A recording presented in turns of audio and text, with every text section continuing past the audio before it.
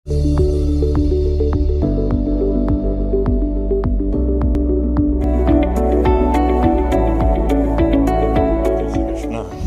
Dreamers મજામાં હશે. ઘણા સમય પછી આપણે મળ્યા, એટલે જે લાસ્ટ લેક્ચરમાં ચાલ્યું હતું એનું ઝડપથી પાછું એક વખત પુનરાવર્તન કરી અને આગળ વધીએ. લાસ્ટ લેક્ચરમાં આપણે કેન્દ્રાનુરાગી વિસ્થાપન પ્રક્રિયાઓ બે જુદી જુદી ક્રિયાવિધિથી હેલાઇડની થાય છે એવું ભણ્યા હતા, જેને આપણે SN2 અને SN1 ક્રિયાવિધિ તરીકે ઓળખીએ છીએ. મેં છેલ્લે તમને હોમવર્કમાં SN2 અને SN1નો તફાવત લખવાનું કીધું હતું, લખી નાખ્યો હશે તો ઝડપથી નોટબુક નીકાળો અને જુઓ કે આપણે જે મુદ્દા હું બોર્ડ ઉપર લખું છું એ બધા તમારે આવી જાય છે કે નહીં, અને એમાં જે વધારાના મુદ્દા તમે લાગે કે આ નોંધવા જેવો છે તમારી નોટબુકમાં નોંધી લેજો, બરાબર. તો અત્યારે હવે આપણે જે પ્રશ્ન ભણીએ છીએ એવો છે કે SN2 અને SN1ની જે ક્રિયાવિધિથી કેન્દ્રાનુરાગી વિસ્થાપન પ્રક્રિયા થાય એ બે વચ્ચેનો તફાવત સમજાવો. એટલે અત્યારે હું તફાવત સમજાવું છું, એમાં બે ટૂંકનોંધ પાછી એક વખત રિવાઇઝ થઈ જશે, બરાબર. એટલે તમારે આખી બે ટૂંકનોંધ ના વાંચવી હોય તો એક વખત આ તફાવત ઉપર નજર ફેરવી રહ્યો એટલે બે ટૂંકનોંધ એક જ પ્રશ્નમાં તૈયાર થઈ જાય. તો SN1ને યુનિઓર્ડર ન્યુક્લિયોફિલિક સબસ્ટિટ્યુશન રિએક્શન કહેવાય. એટલે આને એક આણ્વીય કેન્દ્રાનુરાગી વિસ્થાપન પ્રક્રિયા કહેવામાં આવે. આને બાયઓર્ડર ન્યુક્લિયોફિલિક સબસ્ટિટ્યુશન રિએક્શન કહેવાય. એટલે આને દ્વિઆણ્વીય કેન્દ્રાનુરાગી વિસ્થાપન પ્રક્રિયા કહેવામાં આવે.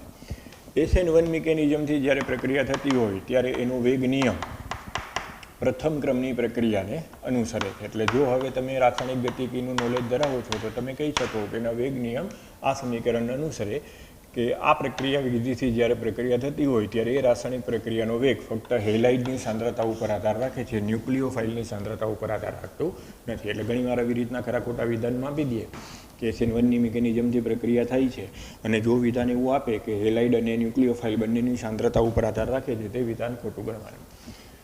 જ્યારે SN2માં જો આપણે વિચારીએ તો બાયઓર્ડર ન્યુક્લિયોફિલિક સબસ્ટિટ્યુશન રિએક્શન એટલે જ કહેવાય કે એ પ્રક્રિયાનો વેગ ન્યુક્લિયોફાઇલ અને હેલાઇડ બંનેની સાંદ્રતા ઉપર આધાર રાખે છે. એટલે આ પ્રક્રિયાને દ્વિતીય ક્રમની પ્રક્રિયા પણ કહી શકાય. એટલે આમાં આપણે વિધાન એવું આપવું પડે કે જો કોઈ મિકેનિઝમ SN2થી પ્રક્રિયા થતી હોય હેલાઇડની કેન્દ્રાનુરાગી વિસ્થાપન પ્રક્રિયા, તો આપણે જો ન્યુક્લિયોફાઇલની પ્રબળતા અને સાંદ્રતા વધારીએ તો એ પ્રક્રિયાનો વેગ વધે. એટલે સામાન્ય સંજોગોમાં SN2 મિકેનિઝમથી જ્યારે પ્રક્રિયા થતી હોય ત્યારે ન્યુક્લિયોફાઇલની સાંદ્રતા અને પ્રબળ કેન્દ્રાનુરાગી આયન વધારે પસંદ કરવામાં આવે.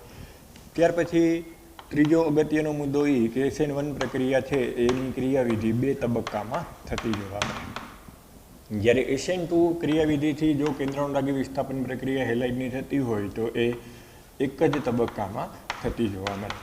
એને આપણે ઉદાહરણથી સમજાવ્યું હતું, પાછું જોઈએ કે દાખલા તરીકે તૃતીયક બ્યુટાઇલ બ્રોમાઇડ છે એની પ્રક્રિયા જો કેન્દ્રાનુરાગી આયન OH- સાથે કરીએ તો પહેલા તબક્કામાં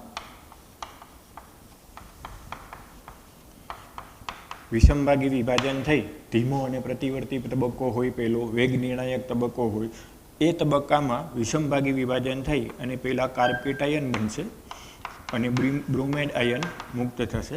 એટલે પહેલો તબક્કો વેગ નિર્ણાયક તબક્કો થશે. પહેલો તબક્કો વેગ નિર્ણાયક તબક્કો શું કામ કહેવાય તો ધીમો અને પ્રતિવર્તી તબક્કો છે.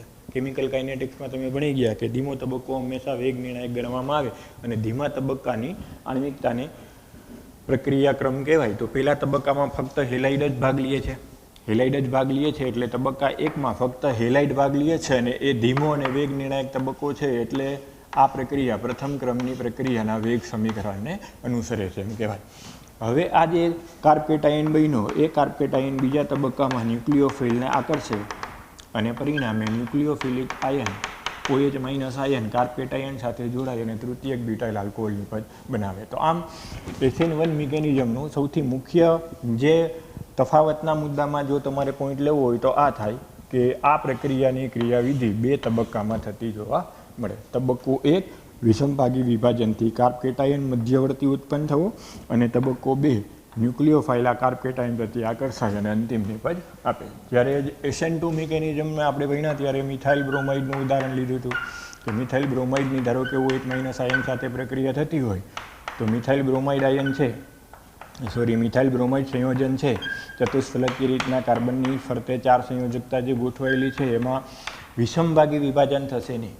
હવે આ પ્રક્રિયા એક જ તબક્કામાં થાય. કઈ રીતના થશે? તો જેમ જેમ OH- આયન આંશિક ધનવીજભારિત કાર્બન સાથે જોડાતું જાય, McBr લિવિંગ ગ્રુપ બ્રોમિન કહેવાય, હેલાઇડ આયન કહેવાય, એ કાર્બનથી દૂર થતું જાય, OH- કાર્બનથી નજીક આવતું જાય, પરિણામે આવી રીતની એક કાર્બન હાઇડ્રોજનની સમતલીય રચના ઉત્પન્ન થાય.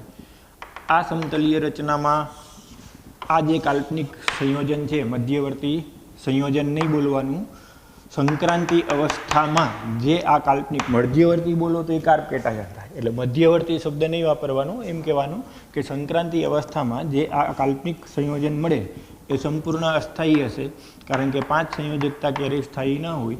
એટલે જેમ જેમ પ્રક્રિયા થતી જાય એમ OH- નો કાર્બન સાથેનો બંધ પ્રબળ થતો જાય, કાર્બનનો હેલોજન સાથેનો બંધ નિર્બળ થતો જાય, ધીમે ધીમે એ બંધ લંબાઈ વધતી જાય.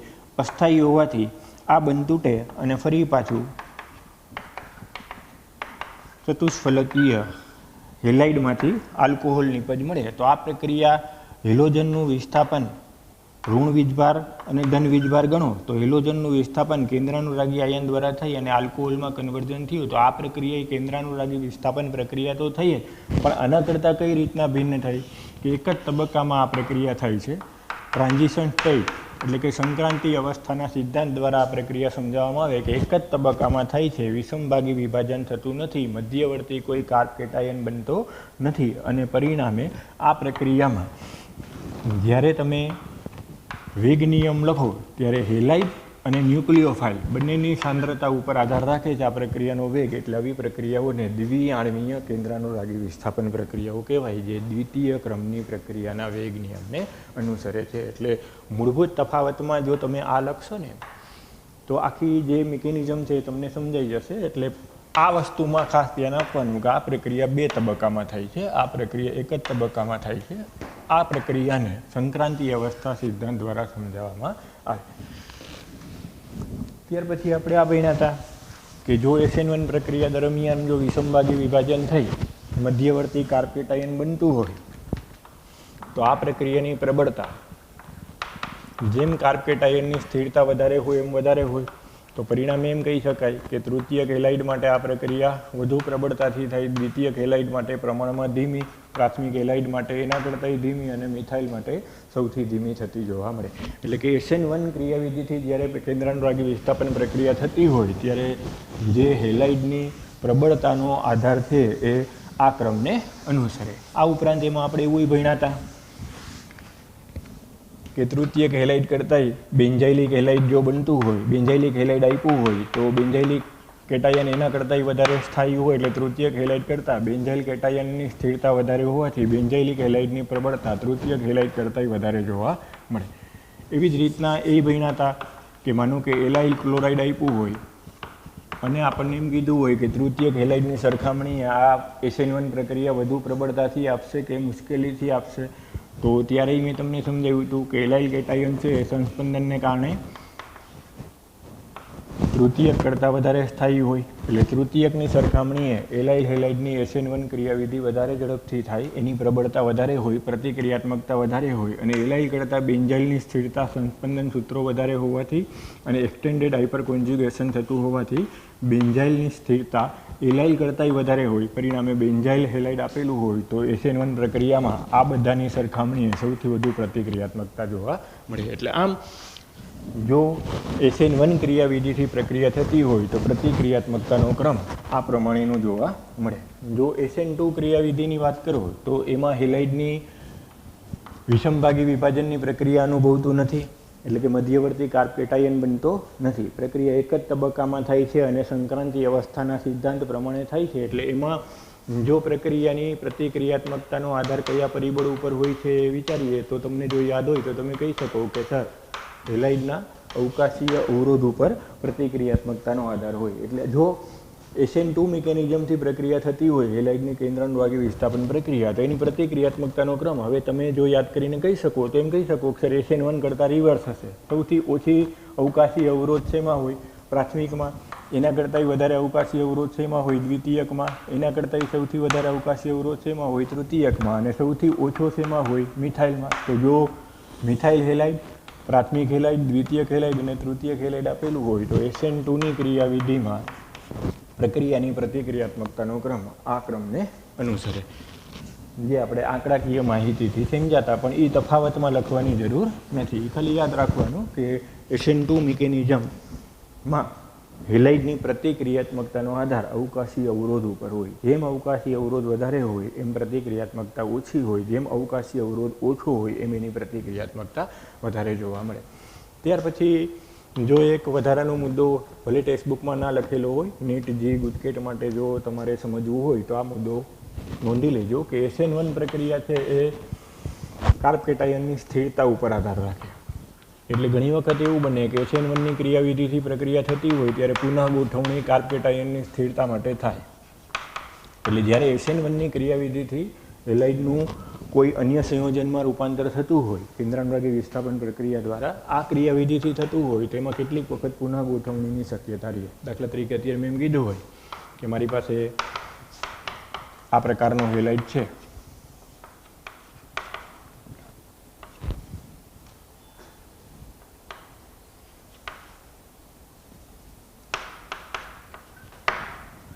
હવે જો તમે SN1ની ક્રિયાવિધિથી જ્યારે આ પ્રક્રિયા થાય છે એમ ધારી લ્યો તો અહીંથી હેલોજન દૂર થઈ વિષમભાગી વિભાજન થઈને કાર્પ કેટાયન બને, તો આ કાર્પ કેટાયન જે બન્યો એ દ્વિતીયક બન્યો. હવે દ્વિતીયક કાર્પ કેટાયન કરતાં તૃતીયક કાર્પ કેટાયન સ્થાયી હોય એટલે આપમેળે અહીંથી હાઇડ્રાઇડ આયનનું ટ્રાન્સફર થઈ જાય.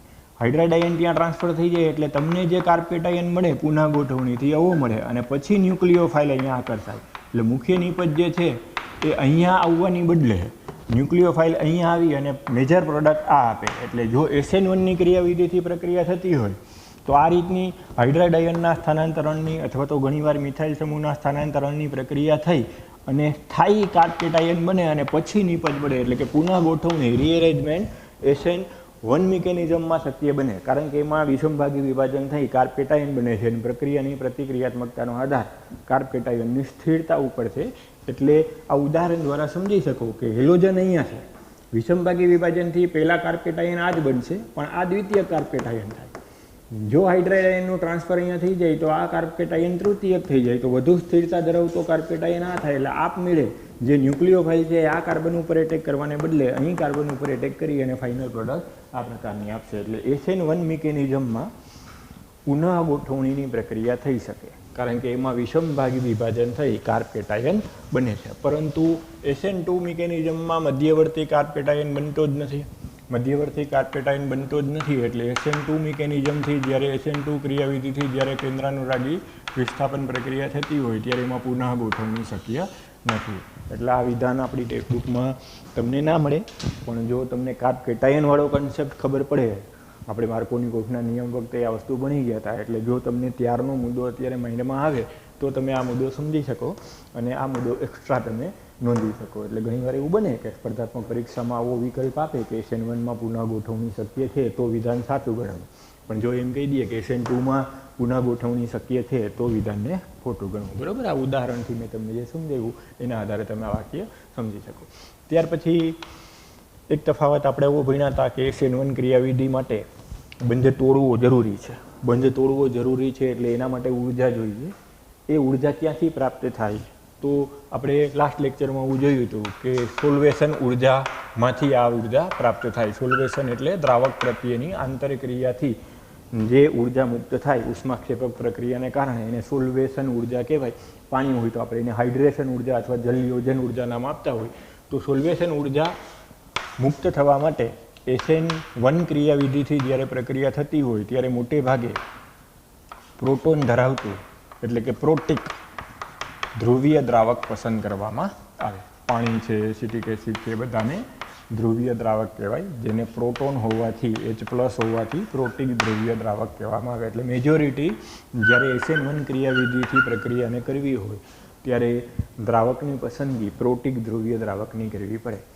H+ છે એ હેલોજન પ્રત્યે આકર્ષણ અનુભવશે, આંતરક્રિયા અનુભવશે, પરિણામે ઉષ્માક્ષેપક પ્રક્રિયાથી જે ઉર્જા મુક્ત થશે એ કાર્બન હેલોજન બંધના વિષમભાગી વિભાજનમાં વપરાશે અને પરિણામે કાર્પ કેટાયન બનશે. એટલે આમ SN1 ક્રિયાવિધિમાં દ્રાવકની પસંદગી મોસ્ટલી પ્રોટીક દ્રાવકની કરવી પડે.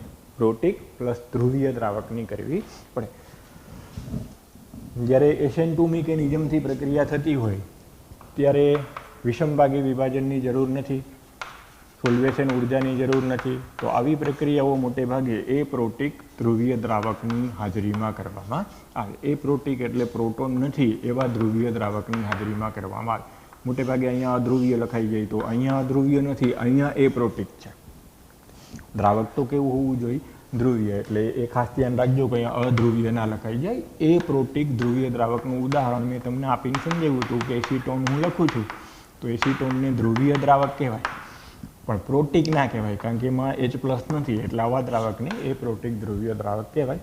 મોટે ભાગે સૌથી ફ્રેશ ડાયમિથાઇલ સલ્ફોક્સાઇડ થાય, એના પછી DMF થાય, એના પછી એસિટોન થાય. જનરલી આ ક્રમમાં દ્રાવક લેવામાં આવે. આમાં જો સૌથી વધુ પ્રોટીક ધ્રુવીય દ્રાવક હોય તો ટ્રાયફ્લોરો એસિટિક એસિડનો મેક્સિમમ ઉપયોગ કરવામાં આવે. TFA trifluoro acetic acid.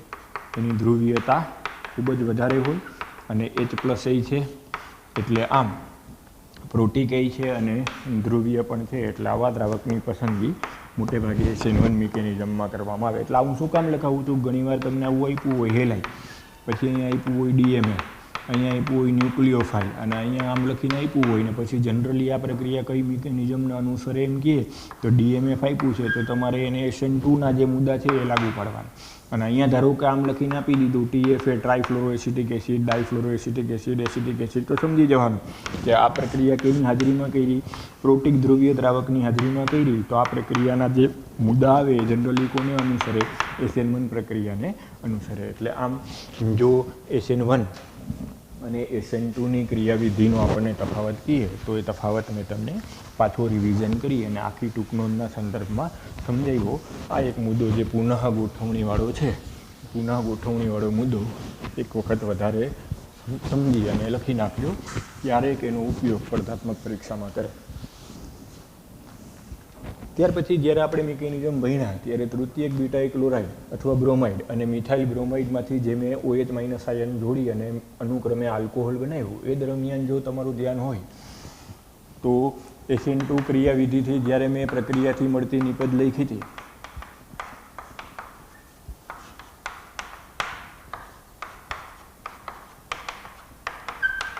એમાં OH સમૂહ જ્યાં લિવિંગ ગ્રુપ છે એનાથી વિરુદ્ધ બાજુએ મેં એટેચ કર્યો હતો. શું કામે? કે અહીં ઋણાયન છે તો અહીંથી ઋણાયનનો એટેચ છે એ અપાકર્ષણને કારણે મુશ્કેલ બને, એટલે કે અવકાશીય અવરોધ ન રહે. પરિણામે આ OH- ની મહત્તમ શક્યતા બ્રોમિન જે લિવિંગ ગ્રુપ છે બ્રોમાઇડ આયન એના તરફથી એટેકની ના થાય, એનાથી વિરુદ્ધ બાજુએથી થાય. એટલે જો મિથાઇલ બ્રોમાઇડમાં બ્રોમિન આ બાજુ છે તો OH સમૂહ એનાથી વિરુદ્ધ બાજુએ જોડાશે અને આ ઘટનાને ઇન્વર્ઝન અથવા તો વ્યુત્ક્રમણની ઘટના કહેવામાં આવે. અત્યારે આ ઉદાહરણ લઈએ તો આપણા માટે એનું બહુ મહત્વ ના રહીએ, પણ જો તમે પ્રકાશ ક્રિયાશીલ પદાર્થ લીધો હોય તો આ ઘટનાનું અતિશય મહત્વ રહે અને તો આપણને SN2ની સાબિતી મળે. પણ એમ પણ કહેવાય કે અહીંયા જે મેં હેલાઇડ લીધું હોય એનો વિન્યાસ ધારો કે D હોય, આપણે ભણી ગયા છીએ પ્રકાશ ક્રિયાશીલતાના કન્સેપ્ટમાં કે D અને L વિન્યાસ એટલે શું. તો ધારો કે આનો વિન્યાસ D હોય તો જમણી બાજુ જે નિપજ મળે એ એનું ઉલટો વિન્યાસ ધરાવતું મળે, એટલે કે વિન્યાસ L ધરાવતો મળે. તો આમ આવી ઘટનાને વ્યુત્ક્રમણ અથવા તો ઇન્વર્ઝન કહેવાય. એટલે જો SN2 મિકેનિઝમથી પ્રક્રિયા થતી હોય તો વિન્યાસ અંતિમ નિપજનો મૂળ હેલાઇડની સરખામણીએ એનાથી વિરુદ્ધ હોય. એટલે SN2ના અગત્યના મુદ્દામાં જો પ્રકાશ ક્રિયાશીલ પદાર્થ હોય તો અતિશય મહત્વનો મુદ્દો થાય કે વ્યુત્ક્રમણની ઘટનાથી જે નિપજ મળે છે અંતિમ નિપજ મૂળ હેલાઇડના વિન્યાસ કરતાં વિરુદ્ધ વિન્યાસ ધરાવતી મળશે.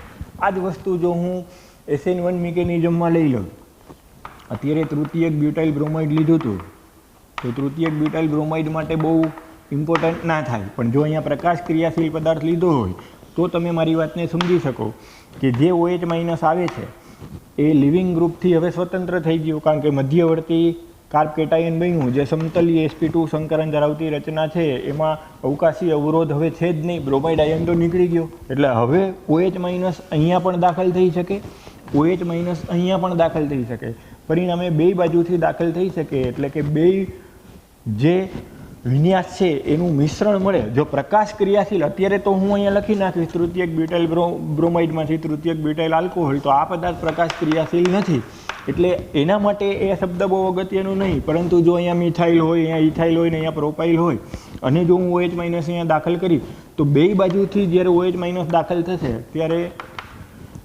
બે વિન્યાસ ધરાવતા સંયોજનનું મિશ્રણ મળશે. આવા મિશ્રણને આપણે આગળના લેક્ચરમાં ભણશું કે રેસેમિક મિશ્રણ કહેવાય, અને આ ઘટનાને રેસેમીકરણ તરીકે ઓળખવામાં આવે. એટલે જો પ્રકાશ ક્રિયાશીલ સંયોજન હોય, અવકાશ વિન્યાસ રસાયણ ધરાવતું, એમાં મહત્વ ધરાવતું સંયોજન લ્યો તો આ મુદ્દો સમજી શકો. અત્યારે આપણે મિથાઇલ બ્રોમાઇડ માટે આ મુદ્દાને સમજવો બહુ જરૂરી નથી. એમાં તો આપણે ખાલી આટલું કહી દઈએ, બ્રોમિનથી વિરુદ્ધ દિશામાં OH દાખલ થાય છે તો એ મિથેનોલ જ બને, એમાં વિન્યાસની શબ્દની જરૂર નથી. પણ જો અહીંયા પ્રકાશ ક્રિયાશીલ કિરાલ કાર્બન ધરાવતું સંયોજન હોત તો આ મુદ્દો બહુ અગત્યનો બનાત કે અહીંયા એક વિન્યાસ ધરાવતું જે હેલાઇડ છે એના કરતાં SN2 મિકેનિઝમથી જ્યારે પ્રક્રિયા થાય ત્યારે એના કરતાં ઉલટા વિન્યાસ ધરાવતું સંયોજન બને. આ ઘટના માટે આપણે કયો શબ્દ વાપરીએ છીએ? ઇન્વર્ઝન અથવા તો વ્યુત્ક્રમણ. એટલે આ શબ્દને મહત્વ અને અગત્યતા આપવા માટે આપણે આના પછીના લેક્ચરમાં એટલે એ ભણવું પડે કે પ્રકાશ ક્રિયાશીલતા કોને કહેવાય, વ્યુત્ક્રમણ કોને કહેવાય, ધારણ કોને કહેવાય, રેશમીકરણ કોને કહેવાય. એટલે અત્યારે તમારે ખાલી અત્યારે મુદ્દાના તફાવતના અનુસંધાનમાં લખવું હોય તો લખી લેવાનું કે ઇન્વર્ઝન અથવા તો વ્યુત્ક્રમણની ઘટના જોવા મળે છે જ્યારે આમાં બંને બાજુથી કેન્દ્રાનુરાગી આયનનો એટેક થઈ શકે છે, એટલે બે વિન્યાસ ધરાવતા સંયોજનોનું મિશ્રણ મળે છે. એટલે પ્રાયોગિક રીતે મહત્તમ રેસેમિક મિશ્રણ અથવા તો રેસેમીકરણની ઘટના થતી જોવા મળે. એટલે આમ છેલ્લો તફાવતનો મુદ્દો આ યાદ રાખવાનો કે SN2માં વ્યુત્ક્રમણની ઘટના જોવા મળે, જ્યારે SN1માં જો પદાર્થ છે પ્રકાશ ક્રિયાશીલ અથવા તો ઓપ્ટિકલી એક્ટિવ હોય તો રેસેમિક મિશ્રણની ઘટના જોવા મળે અથવા તો રેસેમીકરણ થતું જોવા મળે. તો હવે એ જે પ્રકાશ ક્રિયાશીલતાના અનુસંધાનમાં કેટલાક શબ્દોની સમજૂતી છે એ આપણે આગળ જતાં મેળવશું. હવે આના સંદર્ભમાં પાઠ્યપુસ્તકમાં કેટલાક પ્રશ્નો આપણને આપ્યા છે, એ પ્રશ્નો અત્યારે આપણે સોલ્વ કરીએ. તો ટેક્સ્ટબુક ખોલી અને મારી સાથે એ પ્રશ્નો સોલ્વ કરવાનો પ્રયત્ન કરો. પેજ નંબર 304માં કોયડા નંબર 10.6 છે, એમાં પહેલો પ્રશ્ન હું આપ્યો છે.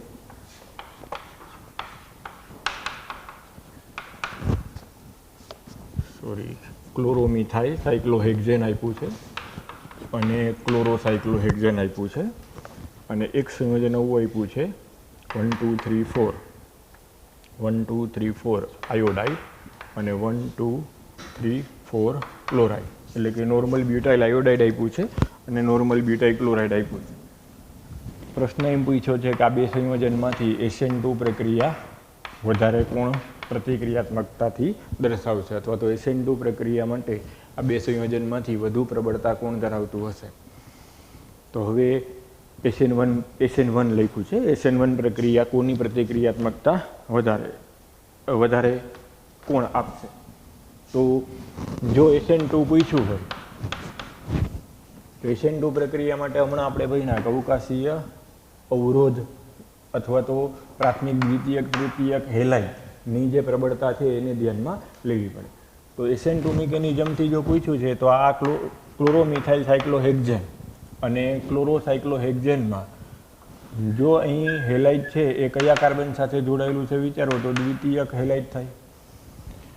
ક્લોરોમિથાઇલ સાયક્લોહેક્ઝેનમાં ક્લોરીન જે કાર્બન સાથે જોડાયેલું છે પ્રાથમિક થાય. તો પ્રાથમિકમાં અવકાશી અવરોધ ઓછો હોય, દ્વિતીયકમાં અવકાશી અવરોધ વધારે હોય. એટલે જો SN2 મિકેનિઝમથી પ્રક્રિયા કેની વધારે પ્રતિક્રિયાત્મકતાથી થશે એમ પૂછે તો જવાબ આ આવશે ક્લોરોમિથાઇલ સાયક્લોહેક્ઝેન. આ જ પ્રશ્ન જો આમ પૂછ્યો હોત કે SN1 ક્રિયાવિધિથી કોણ વધારે પ્રતિક્રિયાત્મકતાથી થશે તો જવાબ હું આ આપત. કારણ કે તો આપણે એમ કહીએ દ્વિતીયક કાર્પેટ આયન વધારે સ્થાયી હોય, કારણ કે એમાં વિષમભાગી વિભાજન થઈ કાર્પેટ આયનની સ્થિરતા ઉપર પ્રક્રિયાની પ્રતિક્રિયાત્મકતાનો આધાર હોય. તો હું આમ કહી દે કે ક્લોરોસાયક્લોહેક્ઝેન વધુ પ્રતિક્રિયાત્મકતાથી પ્રક્રિયા આપશે. પણ અત્યારે આપણને SN2 મિકેનિઝમ માટે પૂછેલું છે એટલે આન્સર પહેલા ક્વેશ્ચન માટે આમ આપી શકાય કે ક્લોરોમિથાઇલ સાયક્લોહેક્ઝેન વધુ પ્રબળતાથી SN2 ક્રિયાવિધિથી પ્રક્રિયા આપશે. આવી જ રીતના નોર્મલ બ્યુટાઇલ આયોડાઇડ અને નોર્મલ બ્યુટાઇલ ક્લોરાઇડ આપેલું છે, તો આયોડાઇડ છે એ વધુ બેસ્ટ લિવિંગ ગ્રુપ કહેવાય ક્લોરાઇડની સરખામણીએ. વધારે સરળતાથી આયોડાઇડનું વિસ્થાપન થાય ક્લોરાઇડની સરખામણીએ. આમે સમજાવી શકો કે HI, HBr, HCl અને HF છે એમાં એસિડિકતાનો ક્રમ HIનો વધારે હોય.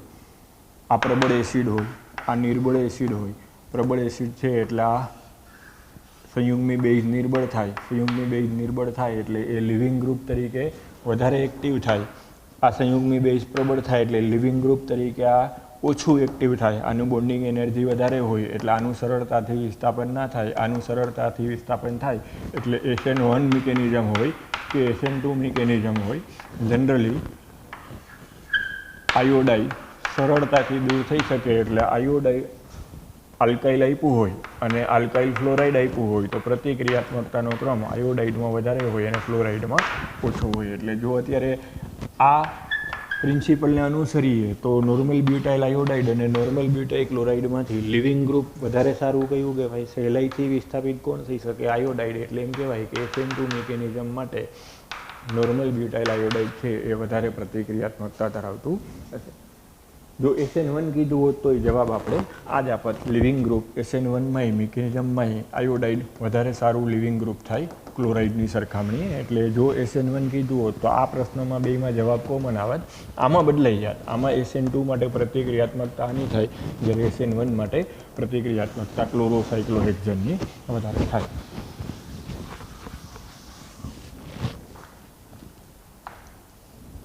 ત્યાર પછી પ્રશ્ન હોય પૂછે કોયડા નંબર 10.7 કે નીચે દર્શાવેલા સંયોજનોની SN1 અને SN2 પ્રક્રિયાઓની પ્રતિક્રિયાત્મકતાના ક્રમનું અનુમાન કરો. એટલે બે માટે સમજાવવાનું છે. જે 10.6માં આપણે ખાલી SN2 માટે પૂછ્યું છે એ કોયડા નંબર 10.7માં SN1 અને SN2 બેયના સંદર્ભમાં તમારે જવાબ આપવાનો છે. તો પહેલો પ્રશ્ન એવો છે કે બ્રોમોબ્યુટેનના 4 સમઘટકો માટે જે કંઈ પ્રાકકથન થતું હોય એ કરો. તો પહેલાં તો એ વિચારવું પડે કે બ્રોમોબ્યુટેનના 4 સમઘટકો કયા કયા મળે. તો C4H9Br બ્રોમોબ્યુટેનનું સૂત્ર આ થાય. તો C4H9 એટલે કે બ્યુટાઇલ સમૂહની જે શક્યતાઓ શૃંખલાની છે એ વિચારો તો તમે 11માં ભણી ગયા કે બ્યુટાઇલ સમૂહ માટે પહેલી શક્યતા આવી આવે તો આને પ્રાથમિક બ્યુટાઇલ બ્રોમાઇડ અથવા તો નોર્મલ બ્યુટાઇલ બ્રોમાઇડ બોલાય. એક શક્યતા આવી આવે આઇસોબ્યુટાઇલ બ્રોમાઇડ. એક શક્યતા આવી આવે દ્વિતીયક બ્યુટાઇલ બ્રોમાઇડ અને એક શક્યતા આવી આવે તૃતીયક બ્યુટાઇલ બ્રોમાઇડ. તો હવે જો પહેલાં SN1 માટે વિચારીએ તો SN1 મિકેનિઝમથી જો પ્રક્રિયા થતી હોય કેન્દ્રાનુરાગી વિસ્થાપન પ્રક્રિયા અને આના આ 4 શક્ય સમઘટકો માટે આપણે પ્રતિક્રિયાત્મકતા વિચારતા હોય તો હમણાં જ ભણ્યા કે SN1ની પ્રતિક્રિયાત્મકતા છે એ કાર્બ કેટાયનની સ્થિરતા ઉપર આધાર રાખે. તો કોમન સેન્સ છે કે તૃતીય કાર્બ કેટાયન વધુ સ્થાયી હોય. હાઇપર કોન્જ્યુગેશન 9 હાઇડ્રોજનનું મળે મિથાઇલ સમૂહમાંથી. એના કરતાં ઓછી સ્થિરતા દ્વિતીયકની હોય. હાઇપર કોન્જ્યુગેશન આની સરખામણીએ ઓછું છે. આ બે પ્રાથમિક જ થાય. તો હવે આ અને આમાં જો વિષમભાગી વિભાજન થાય તો આમાં હાઇપર કોન્જ્યુગેશન વધારે થાય. પ્રાથમિક બ્યુટાઇલ બ્રોમાઇડમાં હાઇપર કોન્જ્યુગેશન ઓછું થાય. પરિણામે આ બે તો આવડે કે તૃતીયક બ્યુટાઇલ બ્રોમાઇડની સરખામણીએ દ્વિતીયક બ્યુટાઇલ બ્રોમાઇડની પ્રતિક્રિયાત્મકતા ઓછી હશે. હવે આ બેની સરખામણી કરો તો આમાં કાર્બ કેટાયનની સ્થિરતા હાઇપર કોન્જ્યુગેશનને કારણે વધારે થાય, આમાં ઓછી થાય. પરિણામે જો ક્રમ આપણને પૂછે તો સૌથી વધુ પ્રતિક્રિયાત્મકતા આની, ત્યાર પછી પ્રતિક્રિયાત્મકતા આની, ત્યાર પછી આ બે મિથાઇલ સમૂહની પ્રેરક અસરને કારણે પ્રતિક્રિયાત્મકતા આની અને સૌથી ઓછી પ્રતિક્રિયાત્મકતા નોર્મલ બ્યુટાઇલ બ્રોમાઇડની જોવા મળે. એટલે જો ક્રમ પૂછે અને આપણે 4 નંબર આપી દઈએ અને આપણે 3 નંબર આપી દઈએ અને આપણે 2 નંબર આપી દઈએ અને 1 નંબર આપી દઈએ તો SN1 ખાસ ધ્યાન રાખવાનું કયું પૂછ્યું છે. SN1 મિકેનિઝમથી જો પ્રક્રિયા થતી હોય તો પ્રતિક્રિયાત્મકતાનો ઉતરતો ક્રમ 4, 3, 2 અને 1 થશે. હવે એમાંય ઘણી વાર એવું થાય કે ચડતો ક્રમ પૂછી નાખ્યો હોય ને આપણે ઉતરતો ક્રમ લખી નાખ્યો હોય, ઉતરતો ક્રમ પૂછ્યો હોય ને આપણે ચડતો ક્રમ લખી નાખ્યો હોય, તો ખાસ ધ્યાન રાખવાનું, ચડતો ક્રમ કીધો હોય તો આ લખવાનો થાય 1, 2, 3 અને 4, અને જો ઉતરતો ક્રમ કીધો હોય તો આ લખવાનો થાય 4, 3, 2 અને 1. હવે આમાં જો આપણને એમ કહી દઈએ કે SN2 મિકેનિઝમ માટે ચર્ચા કરો, તો SN2 મિકેનિઝમ માટે જો કીધું હોય તો આપણે જાણીએ છીએ કે એમાં કાર્બ કેટાયનને ધ્યાનમાં જ લેવાનું નથી, વિષમભાગી વિભાજન થતું જ નથી, એમાં અવકાશીય અવરોધ અગત્યનો બને. તો કોમન સેન્સ છે કે અવકાશીય અવરોધ સૌથી ઓછો કેમાં હોય? આમાં, એનાથી વધારે આમાં, એનાથી વધારે દ્વિતીયકમાં અને એનાથી વધારે તૃતીયકમાં. એટલે જે આપણે ક્રમ લખ્યો હતો એના કરતાં SN2 મિકેનિઝમથી જો આ ક્રિયાવિધિને સમજાવવામાં આવે તો એના કરતાં રિવર્સ ક્રમ આવશે. એટલે SN2 મિકેનિઝમ કહીએ તો પ્રતિક્રિયાત્મકતા 1ની સૌથી વધારે, 2ની એના કરતાં ઓછી, 3ની એના કરતાં ઓછી અને સૌથી ઓછું પ્રતિક્રિયાત્મક તૃતીયક બ્યુટાઇલ બ્રોમાઇડ થશે.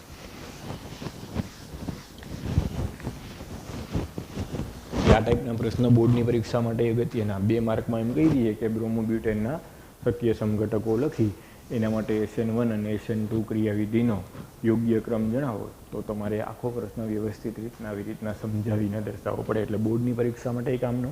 અને MCQ પ્રકારના પ્રશ્નોમાં તો આવા પ્રશ્નો સ્પર્ધાત્મક પરીક્ષામાં ઘણી બધી વાર પૂછાયેલા છે, એટલે કન્સેપ્ટ ક્લિયર કરીને આન્સર આપવાનો, બરાબર. ત્યાર પછી બીજું ઉદાહરણ એમાં આપ્યું છે, બેન્ઝાઇલ બ્રોમાઇડ આપ્યું. ત્યાર પછી અન્ય વિસ્થાપિત બેન્ઝાઇલ બ્રોમાઇડ આપ્યા, C6H5 CH, C6H5 Br. પછી આમ આપ્યું C6H5 CH, CH3 Br. પછી ચોથું સંયોજન આમ આપ્યું C6H5 C, CH3 C6H5 Br. એટલે બેન્ઝાઇલ બ્રોમાઇડ અને વિસ્થાપિત બેન્ઝાઇલ બ્રોમાઇડ આપણને આપેલા છે. હવે જો આ બધાને આપણે આમ છૂટું પાડીને લખીએ તો બેન્ઝાઇલ બ્રોમાઇડ છે એ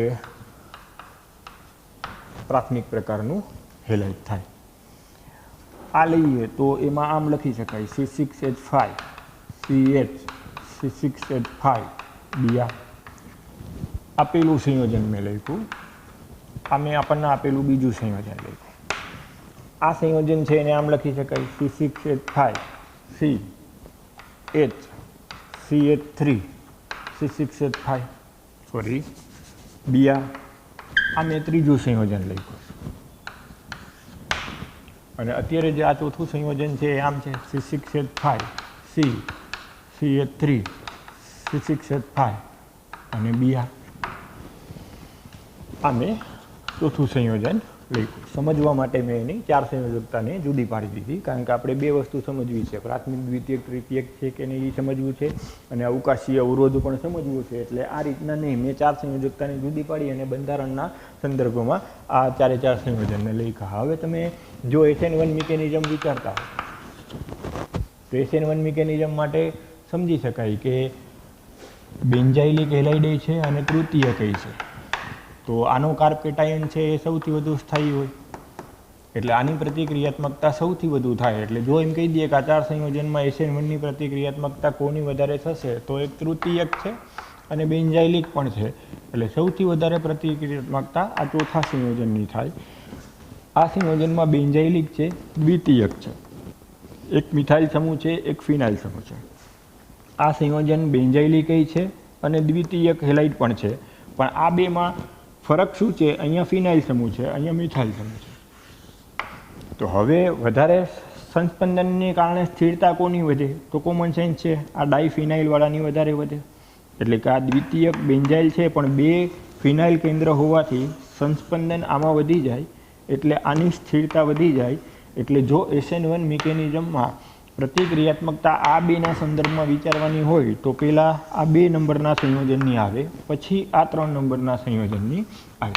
જ્યારે બેન્ઝાઇલ બ્રોમાઇડમાં તો જે કાર્બ કેટાયન બને એ પ્રાથમિક પ્રકારનો જ બને, એટલે સૌથી ઓછી સ્થિરતા આ સંયોજનની થાય. એટલે જો અત્યારે આપણને કોઈ પૂછે કે આ સંયોજન માટે SN1ની પ્રતિક્રિયાત્મકતાનો ક્રમ 1 2 3 4 જે સંયોજન લખ્યા છે એના માટે જણાવો. તો સૌથી પહેલા નંબરે આ 4 નંબરનું સંયોજન આવે. પ્રતિક્રિયાત્મકતામાં વધારે પ્રતિક્રિયાત્મકતા સૌથી વધારે આની, ત્યારબાદ આની, ત્યારબાદ આની અને ત્યારબાદ આની. એટલે આમ પ્રતિક્રિયાત્મકતાનો ક્રમ 4 2 3 અને 1 આ રીતનો થશે. હવે આની જગ્યાએ જો મને એમ કહી દઈએ કે SN2 મિકેનિઝમ માટે પ્રતિક્રિયાત્મકતાનો ક્રમ જણાવો. હવે જો SN2 ક્રિયાવિધિ માટે આપણને આ પૂછવું હોય તો જવાબ આ રીતના અપાય કે સૌથી વધુ અવકાશી અવરોધ બટ નેચરલ છે, તૃતીયકમાં સૌથી વધુ હશે એટલે સૌથી ઓછી પ્રતિક્રિયાત્મકતા આની થાય. હવે આ બેમાં અવકાશી અવરોધ વિચારો તો આમાં મિથાઇલ સમૂહ છે, આમાં ફિનાઇલ સમૂહ છે. તો મિથાઇલ સમૂહ કરતાં ફિનાઇલ સમૂહનું કદ વધારે હોય એટલે આનો અવકાશી અવરોધ વધી જાય આની સરખામણીએ. એટલે જો પ્રતિક્રિયાત્મકતા વિચારીએ તો આની સૌથી ઓછી, એના કરતાં આ તૃતીયક કરતાં દ્વિતીયક હોવાથી આની વધારે. આમાં મિથાઇલ સમૂહનો અવકાશી અવરોધ ઓછો હોવાથી આ ડાયફિનાઇલની સરખામણીએ આ દ્વિતીયક બેન્ઝાઇલિક હેલાઇડની પ્રતિક્રિયાત્મકતા SN2 માટે વધારે થાય. અને આ પ્રાથમિક પ્રકારનું હેલાઇડ હોવાથી, પ્રાથમિક બેન્ઝાઇલિક પ્રકારનું હેલાઇડ પ્રાથમિક પ્રકારનું હોવાથી સૌથી ઓછો અવકાશી અવરોધ આમાં થાય એટલે સૌથી વધુ પ્રતિક્રિયાત્મકતા બેન્ઝાઇલ બ્રોમાઇડની થાય. એટલે જો SN2 માટે પૂછે તો અવકાશી અવરોધના આધારે જવાબ આપવાનો, અને જો SN1થી પૂછે તો કાર્પેટ આયનની સ્થિરતાના આધારે જવાબ આપવાનો. તમને એમ થાય કે આ એકને એક વસ્તુ સર આટલી બધી વાર બોલે છે, પણ એમાં ઘણીવાર ભૂલ શું થાય છે કે AR-વાળા વિધાનમાં પ્રશ્ન પૂછે ત્યારે આ કન્સેપ્ટ બહુ અગત્યનો થઈ જાય. આમ કહી દઈએ કે આ પ્રક્રિયામાં આ 4 સંયોજન આપ્યા હોય અને એમ કહી દઈએ કે આની SN1ની ક્રિયાવિધિની પ્રતિક્રિયાત્મકતા સૌથી વધારે છે, તો SN1ની પ્રતિક્રિયાત્મકતા સૌથી વધારે છે એમ કહીએ તો અવકાશી અવરોધ બોલવાનું જ નહીં, સીધું એમ કહેવાનું કે આના કાર્પેટ આયનની સ્થિરતા વધારે છે. તો રીઝન સાચું ગણવાનું, કારણ સાચી સમજૂતી આપે છે એમ ગણવાનું. એમ લખ્યું હોય કે આનો અવકાશી અવરોધ વધારે હોય છે તો એ વિધાન સાચું થાય, પણ એ સાચી સમજૂતી આપે છે એમ ન થાય. એટલે જો SN1 માટે કીધું હોય તો તમારે એક જ ફેક્ટરને પહેલાં ધ્યાનમાં લેવાનું, કાર્પેટ આયનની સ્થિરતા. એની અવેજીમાં તમે એમ કહી દો કે આનો અવકાશી અવરોધ વધારે છે તો એ વિધાન તો સાચું જ થાય કે આનો અવકાશી અવરોધ વધારે છે, પણ તો એ કેના માટેનું સાચું કારણ થાય કે એમાં SN2ની પ્રતિક્રિયાત્મકતા ઓછી છે. એના માટેનું સાચું કારણ ના થાય કે SN1 માટેની પ્રતિક્રિયાત્મકતા વધારે છે, એના માટે એ સાચું ના થાય. એટલે આમ એક AR-વાળો વિધાનવાળો પ્રશ્ન આવે ને ત્યારે તમને એ મુશ્કેલી ન થાય, એટલે આ તમને રિપીટ કરીને વારંવાર બોલીને સમજાવું છું કે આ માટે બે સાચું થાય. એક વિધાનમાં આમ બોલું કે આના કાર્પેટ આયનની સ્થિરતા વધારે છે તો એ સાચું, અને એમ બોલું કે આનો અવકાશી અવરોધ વધારે છે તો એ સાચું. આ SN2 નથી દર્શાવતું અથવા તો SN2 માટેની પ્રતિક્રિયાત્મકતા ઓછી છે તો એની સાચી સમજૂતીવાળું કારણ આ લેવાનું કે એનો અવકાશી અવરોધ વધારે. આ SN1 માટે વધુ પ્રતિક્રિયાત્મકતા છે એવું બોલું તો આ પહેલું વિધાન એના સાચા કારણની સમજૂતીમાં લેવાનું કે એના કાર્પેટ આયનની સ્થિરતા વધારે હોય છે. એટલે જે ટેક્સ્ટબુકની અંદર આપણને કોયડા નંબર 10.6 અને 10.7 આપેલા છે એ બે સોલ્વ કરી નાખવાના. આવી જ રીતના પેજ નંબર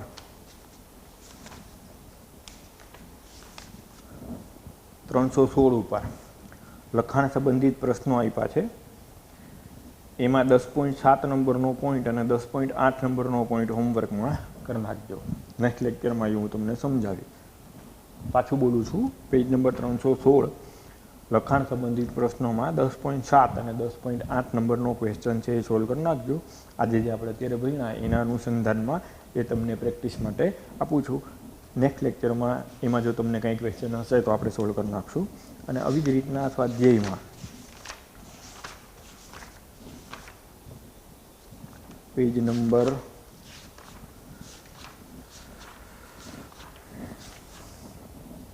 320 ઉપર 10.9 નંબરનો પ્રશ્ન છે, 10.15 નંબરનો પ્રશ્ન છે, 10.16 નંબરનો પ્રશ્ન છે અને 10.17 નંબરનો પ્રશ્ન છે. આ 4 પ્રશ્ન હોમવર્કમાં સોલ્વ કરવાના.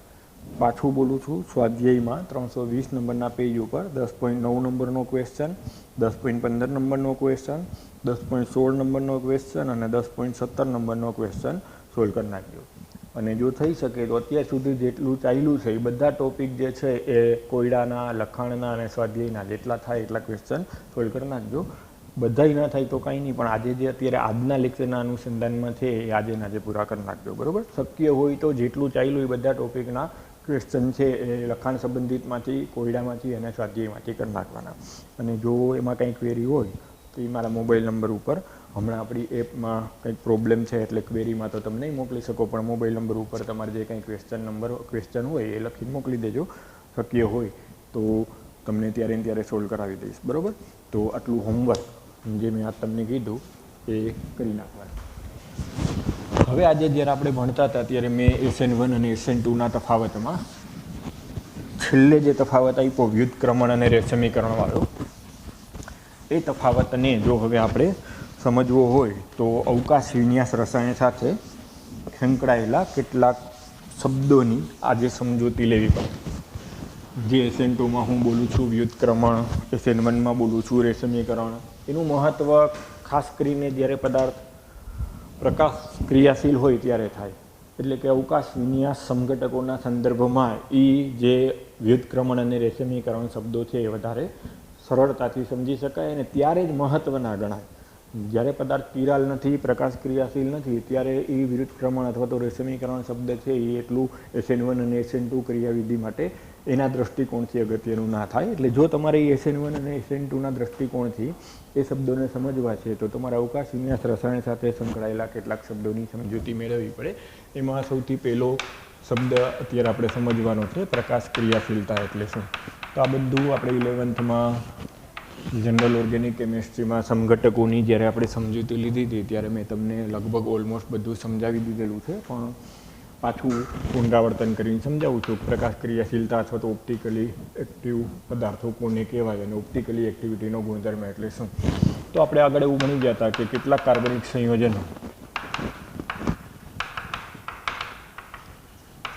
નું જલીય દ્રાવણ હોય એમાંથી જો તલધ્રુવીભૂત પ્રકાશ પસાર કરવામાં આવે તો પેલો તો ક્વેશ્ચન એ થાય કે તલધ્રુવીભૂત એટલે શું. તો અત્યારે જે સામાન્ય પ્રકાશપુંજ છે, માનો કે કોઈ બલ્બ છે એમાંથી પ્રકાશ બહાર નીકળે છે, ઉત્સર્જિત થાય છે, સૂર્યમાંથી પ્રકાશ ઉત્સર્જિત થાય છે, તો જે સામાન્ય પ્રકાશપુંજ છે એ તમે ફિઝિક્સમાં ભણી ગયા હો કે બધા તલમાં આંદોલિત થતો હોય. તો આવા પ્રકાશને તલધ્રુવીભૂત પ્રકાશ ના કહેવાય. આ સામાન્ય પ્રકાશપુંજને જો ધ્રુવક પોલરાઇઝર, ખાસ કરીને નિકોલ પ્રિઝમ અથવા ટુર્મેલિન સ્ફટિકનો ઉપયોગ કરવામાં આવે, એને પોલરાઇઝર અથવા તો ધ્રુવક તરીકે ઓળખાય. કે જો સામાન્ય પ્રકાશપુંજને નિકોલ પ્રિઝમ જેવા ધ્રુવકમાંથી પસાર કરો તો એ પ્રકાશ જ્યારે બહાર નીકળે ધ્રુવકમાંથી ત્યારે એક જ તલમાં આંદોલિત હોય એ પ્રકારે થઈ અને બહાર નીકળે, ઉત્સર્જિત થાય. તો આવા એક જ તલમાં આંદોલિત થતા પ્રકાશને પ્લેન પોલરાઇઝ લાઇટ અથવા તો તલધ્રુવીભૂત પ્રકાશ કહેવામાં આવે. તો કેટલાક કાર્બનિક સંયોજનોના જલીય દ્રાવણમાંથી આ પ્રકારનો તલધ્રુવીભૂત પ્રકાશ જો પસાર કરવામાં આવે તો એ આશ્ચર્યજનક રીતના એ તલધ્રુવીભૂત પ્રકાશનું પુનરાવર્તન દર્શાવે છે. આવા જે પદાર્થો છે, આવા એટલે તલધ્રુવીભૂત પ્રકાશનું પુનરાવર્તન દર્શાવી શકે એવા જે પદાર્થો છે એવા પદાર્થોને ઓપ્ટિકલી એક્ટિવ પ્રકાશ ક્રિયાશીલ પદાર્થો કહેવાય. અને જે સંયોજનો આ પ્રકારનો ગુણધર્મ ધરાવે છે એ ગુણધર્મને પ્રકાશ ક્રિયાશીલતા તરીકે ઓળખવામાં આવે. હવે જ્યારે તલધ્રુવીભૂત પ્રકાશનું કોણાવર્તન થાય ત્યારે બે શક્યતા હોય. તલધ્રુવીભૂત પ્રકાશનું જમણી બાજુ કોણાવર્તન એ થઈ શકે. દાખલા તરીકે કુદરતમાંથી મેળવેલા ગ્લુકોઝનું જલીય દ્રાવણ બનાવો તો એ તલધ્રુવીભૂત પ્રકાશનું જમણી બાજુ કોણાવર્તન દર્શાવી શકે. આવી જ રીતના લેક્ટિક એસિડ છે, ધારો કે મેં દહીંમાંથી મેળવ્યું તો એનું જો એમાંથી તલધ્રુવીભૂત પ્રકાશ લેક્ટિક એસિડના દ્રાવણમાંથી પસાર કરો તો એ ડાબી બાજુ કોણાવર્તન દર્શાવે. નાયુમાંથી લેક્ટિક એસિડ એકઠો કરીને એનું જલીય દ્રાવણ બનાવો તો એ જમણી બાજુ કોણાવર્તન દર્શાવે. તો આમ કેટલાક કાર્બનિક સંયોજનોના જલીય દ્રાવણમાં આ પ્રકારનો એક વિશિષ્ટ ગુણધર્મ છે કે જ્યારે એમાંથી તલધ્રુવીભૂત પ્રકાશ પસાર કરવામાં આવે ત્યારે તલધ્રુવીભૂત પ્રકાશનું કોણાવર્તન જમણી અથવા ડાબી બાજુ દર્શાવી શકે છે. તો આવા પદાર્થોને પ્રકાશ ક્રિયાશીલ પદાર્થો કહેવાય અને આવા ગુણધર્મને પ્રકાશ ક્રિયાશીલતાનો ગુણધર્મ કહેવામાં આવે. મેં તમને ઉદાહરણ આપ્યું, ગ્લુકોઝ છે કુદરતમાંથી મળતો, એનું જલીય દ્રાવણ જમણી બાજુ કોણાવર્તન દર્શાવે છે. તો જ્યારે જમણી બાજુ કોણાવર્તન દર્શાવે ત્યારે એવા પદાર્થને ડેક્સ્ટ્રો સમઘટક તરીકે ઓળખવામાં આવે, જેને સંજ્ઞામાં સ્મોલ ડી વડે દર્શાવાય અથવા સંજ્ઞામાં પ્લસ વડે દર્શાવાય. આવા પદાર્થોને શુદ્ધ ગુજરાતીમાં દક્ષિણ ભ્રમણીય પદાર્થો પણ કહેવામાં આવે. એટલે જ્યારે ગ્લુકોઝનું જલીય દ્રાવણ જમણી બાજુ કોણાવર્તન દર્શાવતું હોય અને બીકરમાં ભર્યું હોય તો તમારે આમ લખવું પડે કે આ ગ્લુકોઝ પ્લસ ગ્લુકોઝ છે. જ્યારે લેક્ટિક એસિડ ધારો કે જમણી બાજુ અથવા ડાબી બાજુ કોણાવર્તન દર્શાવે છે તો મારે આમ લખવું પડે. જો ડાબી બાજુ કોણાવર્તન દર્શાવતું હોય તો મારે આમ લખવું પડે માઇનસ લેક્ટિક એસિડ. માઇનસ ના લખવું હોય તો હું શું લખી શકું? Small L lactic acid. આમે ના કહેવું હોય તો શુદ્ધ ગુજરાતીમાં જો ડાબી બાજુ કોણાવર્તન દર્શાવતું હોય તો મારે એને આમે લખી શકાય વામ ભ્રમણીય પદાર્થ છે. એટલે આમ જ્યારે પ્રકાશ ક્રિયાશીલતા દર્શાવતું સંયોજન હોય ત્યારે એમાં બે શક્યતા હોય કે એનું જલીય દ્રાવણ પ્લેન પોલરાઇઝ લાઇટ જ્યારે એમાંથી પસાર થાય ત્યારે આઈધર લેફ્ટ હેન્ડ ઓર રાઇટ હેન્ડ સાઇડ એનું કોણાવર્તન દર્શાવી શકે. જો લેફ્ટ હેન્ડ સાઇડ કોણાવર્તન થતું હોય તો એને લીવો સમઘટક અથવા તો માઇનસની સંજ્ઞાની નિશાની આપી અને એનું નામકરણ કરવામાં આવે. અને જ્યારે રાઇટ હેન્ડ સાઇડ તરફ જમણી બાજુ એનું કોણાવર્તન દર્શાવતો હોય પ્રકાશનું તો એને ડેક્સ્ટ્રો સમઘટક અથવા તો પ્લસ સંજ્ઞા લખી અને એનું નામ લખવામાં આવે. દક્ષિણ ભ્રમણીય અથવા વામ ભ્રમણીય અનુક્રમે જમણી અને ડાબી બાજુ માટે શબ્દ ઉપયોગમાં લેવામાં આવે. હવે પ્રશ્ન એ થાય કે કોઈ પણ પદાર્થ પ્રકાશ ક્રિયાશીલ છે એની પ્રયોગશાળામાં પરખ કરવી હોય તો કઈ રીતના થાય? તો જો કોઈ પણ પદાર્થ પ્રકાશ ક્રિયાશીલ છે એ ડેક્સ્ટ્રો સમઘટક છે કે જે લીવો સમઘટક છે એ જાણવું હોય, પ્રકાશનું કોણાવર્તન જમણી બાજુ અથવા ડાબી બાજુ કરી શકશે એ જાણવું હોય, બેમાંથી કઈ બાજુ કરી શકે છે જાણવું હોય તો હંમેશા પ્રાયોગિક રીતે જ એ નક્કી કરી શકાય અને એના માટે પોલારીમીટર નામના સાધનનો ઉપયોગ કરવામાં આવે. એટલે પ્રકાશ ક્રિયાશીલતાનો ગુણધર્મ ચકાસવા માટે એટલે કે આપેલો પદાર્થ તલદ્રુવીભૂત પ્રકાશનું આપેલા પદાર્થનું જલીય દ્રાવણ તલદ્રુવીભૂત પ્રકાશનું જમણી બાજુ અથવા ડાબી બાજુ કઈ બાજુ કોણાવર્તન દર્શાવશે અથવા તો આપેલો સમઘટક ડેક્સ્ટ્રો છે કે લીવો છે એ જાણવું હોય તો હંમેશા પોલારીમીટર નામના સાધનનો ઉપયોગ કરવો પડે. ડેક્સ્ટ્રો કે લીવો ક્યારેય સૈદ્ધાંતિક રીતે જાણી શકાય નહીં.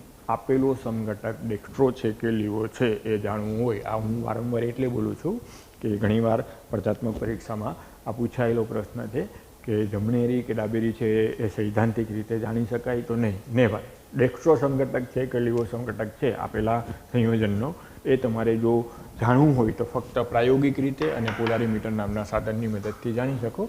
પોલારીમીટરનો સિદ્ધાંત મેં તમને એક વખત સમજાવ્યો હતો, પાછો ઝડપથી રિપીટ કરું છું કે પોલારીમીટરની રચના કઈ રીતના કરવામાં આવેલી હોય અથવા તો એ કયા સિદ્ધાંતને અનુસરે તો એની અંદર સામાન્ય પ્રકાશપુંજ ધરાવતો સોડિયમ વેપર લેમ્પ હોય. જનરલી 549 નેનોમીટર તરંગ લંબાઈ ધરાવતો સોર્સ મેજોરિટી ઉપયોગમાં સોડિયમ વેપર લેમ્પનો લેવામાં આવે. આમાંથી જે પ્રકાશ ઉત્પન્ન થાય એ સામાન્ય પ્રકાશપુંજ હશે. એની ધ્રુવકની મદદથી નિકોલ પ્રિઝમ અથવા તો ટુર્મેલિન સ્ફટિકની મદદથી તલધ્રુવીભૂત પ્રકાશમાં પોલરાઇઝરની મદદથી પરિવર્તિત કરવામાં આવે. એટલે હવે આ તલધ્રુવીભૂત પ્રકાશ જે ઉત્પન્ન થયો એને સેમ્પલ ટ્યુબમાં જે મેં તમને સેમ્પલ આપેલું છે ત્યાંમાં ભરી અને એમાંથી પસાર કરવામાં આવે. એટલે આ સેમ્પલ ટ્યુબમાંથી જ્યારે તલધ્રુવીભૂત પ્રકાશ પસાર થાય ત્યારે અહીંયા ધ્રુવક જેવું ટુર્મેલિન સ્ફટિક અથવા નિકલ પ્રિઝમને ગોઠવેલું હોય એમાં તમે અવલોકન નોંધતા હોય. જો આ જે તલધ્રુવી પ્રકાશ છે એ સેમ્પલ ટ્યુબમાંથી પસાર થઈ અને સીધો તમારી આંખમાં આ એનાલાઇઝર અથવા તો વિશ્લેષક જે આના જેવી જ રચના હોય પણ મૂવેબલ હોય, ફરી શકે એવી હોય. એટલે જો આ પદાર્થનું કોણાવર્તન નહીં થયું હોય તો આ જે તલધ્રુવીભૂત પ્રકાશ છે એ એનાલાઇઝરમાં થઈ અને તમારી આંખમાં સીધું પ્રવેશશે. એટલે તમારી આંખમાં સીધો મહત્તમ પ્રકાશ જે છે અહીંથી આવે છે એ સીધો તમારી આંખમાં સંચારણ અનુભવશે. તમને પ્રકાશ પૂરેપૂરો દેખાશે. તો એનો મતલબ કે અહીંથી સેમ્પલ ટ્યુબમાંથી પસાર થયા બાદ કોણાવર્તન થયું નથી, સીધું એનાલાઇઝરમાંથી પસાર થઈને તમારી આંખમાં મહત્તમ પ્રકાશના સ્વરૂપમાં એ પુંજ આવે છે. તો એવું જો અવલોકન તમે લેતા હો તેનો મતલબ કે આનું કોણાવર્તન થયું નથી. તો આ જે સેમ્પલ ટ્યુબમાં તમે સંયોજન ભર્યું એ પ્રકાશ ક્રિયાશીલ નથી. પણ જો આ તલધ્રુવી પ્રકાશનું કોણાવર્તન થયું હોય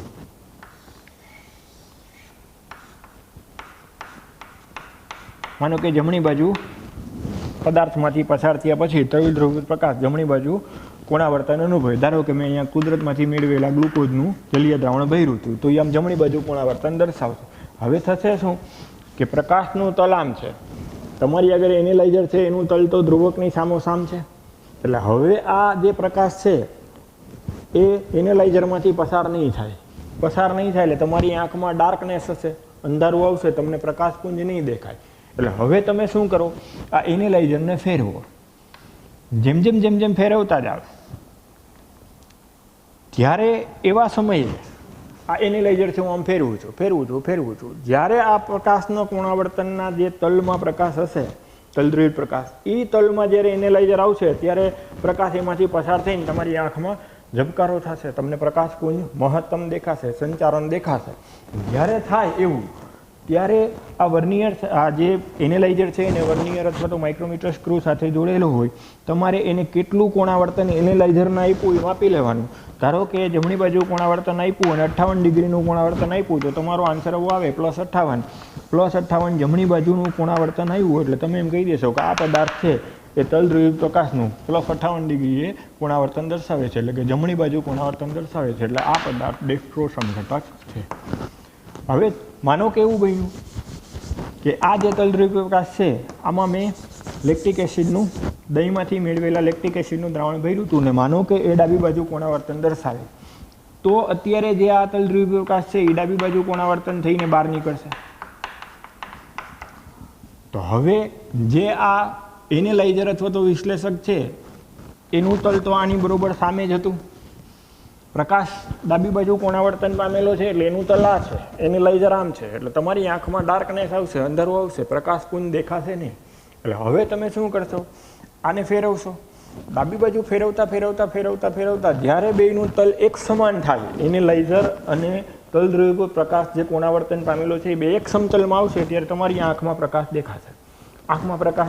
ત્યારે તમે એ અવલોકનને આ માઇક્રોમીટર સ્ક્રૂ અથવા વર્નિયર કેલિપર સાથે જોડેલું જ હોય, આ એનેલાઇઝરને મૂવેબલ હોય, એટલે તમે એ નોંધી લેશો. અને તમારે માનો કે રીડિંગ આવ્યું -30 ડિગ્રીનું કોણાવર્તન આપ્યું, માઇનસ એટલે ડાબી બાજુ કોણાવર્તન આપ્યું, 30 ડિગ્રીનું પરિભ્રમણ આપ્યું, તો તમારા માટે હવે આ પદાર્થ એમ કહેવાય કે લીવો સમઘટક હશે, લીવો રોટેટરી, ડાબી બાજુ પ્રકાશનું કોણાવર્તન દર્શાવતો હશે. એટલે આમ પોલારીમીટરનો સિદ્ધાંત આપણને ટેક્સ્ટબુકમાં તો નથી આપ્યો, પણ મેં તમને 11માં ડીપમાં ભણાવ્યું હતું, એટલે અત્યારે રફ ઝડપથી ભણાવ્યું છે કે પોલારીમીટર આ સિદ્ધાંત ઉપર કામ કરે. ઇનબિલ્ટ જ હોય આખું સાધન, રેડીમેડ જ અવેલેબલ હોય, તમારે તો ખાલી સ્વિચ ચાલુ કરવાની હોય અને સેમ્પલ ટ્યુબમાં જે તે દ્રાવણ ભરવાનું હોય. આને ધ્રુવકની સામેના તલમાં પહેલાં ગોઠવી લેવાનું પદાર્થ ભર્યા પહેલાં. હવે તમારે આંખ રાખી એનેલાઇઝરમાં પદાર્થ ભરી અને જો અવલોકન લ્યો અને સીધો પ્રકાશપુંજ તમારી આંખમાં આવતો હોય, તેનું મતલબ કે કંઈ કોણાવર્તન થયું નથી, તો તમારે એમ કહી દેવાનું આપેલો પદાર્થ છે એ પ્રકાશ ક્રિયાશીલતા દર્શાવતો નથી. પણ જો અહીંયા ડાર્કનેસ દેખાય સેમ્પલ ભર્યા પછી, તો સમજવાનું કે જમણી બાજુ અથવા ડાબી બાજુ કોણાવર્તન થયું છે. તો તમારે આ વિશ્લેષકને, એનેલાઇઝરને જમણી બાજુ ફેરવતા જો તમને મહત્તમ પ્રકાશ તમારી આંખમાં આવતો જ્યારે દેખાય ત્યારનું અવલોકન લઈ અને એમ કહી દેવાનું કે આટલાનું પરિભ્રમણ અને ડેક્સ્ટ્રો સમઘટક છે. જો જમણી બાજુ ફેરવતા પ્રકાશ ના દેખાય તો ડાબી બાજુ ફેરવો. ડાબી બાજુ ફેરવતા જ્યારે મહત્તમ પ્રકાશ તમારી આંખમાં સંચારણ પામે ત્યારે જે અવલોકન આવે એ અવલોકન લખી માઇનસની નિશાની ડાબી બાજુ ફેરવું એટલે માઇનસની નિશાની આપોઆપ આવશે, અને એ જે પરિભ્રમણ કોણ આવે એ નોંધી અને એમ કહી દો કે આપેલો પદાર્થ લીવો રોટેટરી સમઘટક છે, એટલે કે ડાબી બાજુ કોણાવર્તન દર્શાવે છે. તો આને પોલારીમીટરનો સિદ્ધાંત કહેવામાં આવે. એટલે પોલારીમીટરના બે મહત્વના અંગ થયા, ધ્રુવક અને વિશ્લેષક. ધ્રુવક અને વિશ્લેષક એક જ વર્તણૂક ધરાવતા પદાર્થો હોય. આઈ નિકોલ પ્રિઝમ છે તો આઈ નિકોલ પ્રિઝમ છે, તફાવત એટલો કે આ ફિક્સ હોય. આનો રોલ શું, પ્રકાશનું કોણાવર્તન, પ્રકાશનું પોલરાઇઝેશન કરી અને તલદ્રુવીભૂત પ્રકાશમાં ફેરવવાનું. આ તલદ્રુવીભૂત પ્રકાશ જ્યારે આમાંથી પસાર થાય ત્યારે કઈ બાજુ કોણાવર્તન થયું છે એ આ મૂવેબલ, જે આના જેવો જ પોલરાઇઝર જેવો જ એનેલાઇઝર છે એ મૂવેબલ છે, એની મદદથી આ કઈ દિશામાં કોણાવર્તન પામેલો છે એનું અવલોકન લઈ શકાય. તો આ આખું જે સાધન છે એને પોલારીમીટર કહેવામાં આવે. એટલે જ્યારે પ્રકાશ ક્રિયાશીલતાનો ગુણધર્મ આપેલા સંયોજન માટે ડેક્સ્ટ્રો અથવા લીવોનો ચકાસવો હોય ત્યારે આ સાધનની મદદથી નક્કી કરી શકાય. એટલે ટેક્સ્ટબુકમાં પ્રકાશ ક્રિયાશીલતાની જે ટૂંક નોંધ છે એ 2 માર્કમાં તો પૂછે, તો આ પોલારીમીટર તમારે કંઈ સમજાવવાનું નથી, ખાલી એક ઉલ્લેખ કરેલો છે કે પોલારીમીટરની મદદથી પ્રકાશ ક્રિયાશીલતા જાણી શકાય. તમારે એટલું જ લખી નાખવાનું. અને જો જમણી બાજુ આવે તો ડેક્સ્ટ્રો કહેવાય, ડાબી બાજુ આવે તો લીવો કહેવાય, એટલું જ લખી નાખવાનું. આ સમજાવવાની જરૂર નથી, પણ તમારા માઇન્ડમાં ક્લિયર રહે કે પોલારીમીટરથી કઈ રીતના જાણી શકાય, એના માટે મેં તમને આ ક્વેશ્ચન ભણાવ્યું. તો આજનું હોમવર્ક અને અહીં સુધીનું વાંચી નાખજો. નેક્સ્ટ લેક્ચરમાં હું અહીંથી આગળ વધીશ અને જે સ્વાધ્યાયના અને લખાણ સંબંધિત પ્રશ્નો છે એમાંથી જે મને જરૂરી લાગશે કે આ સોલ્વ કરાવવા જેવા છે એટલે કરાવી લઈશ. તમને ના એવડા હોય તમે બધા મને પૂછી શકશો. બરાબર? જય શ્રી કૃષ્ણ.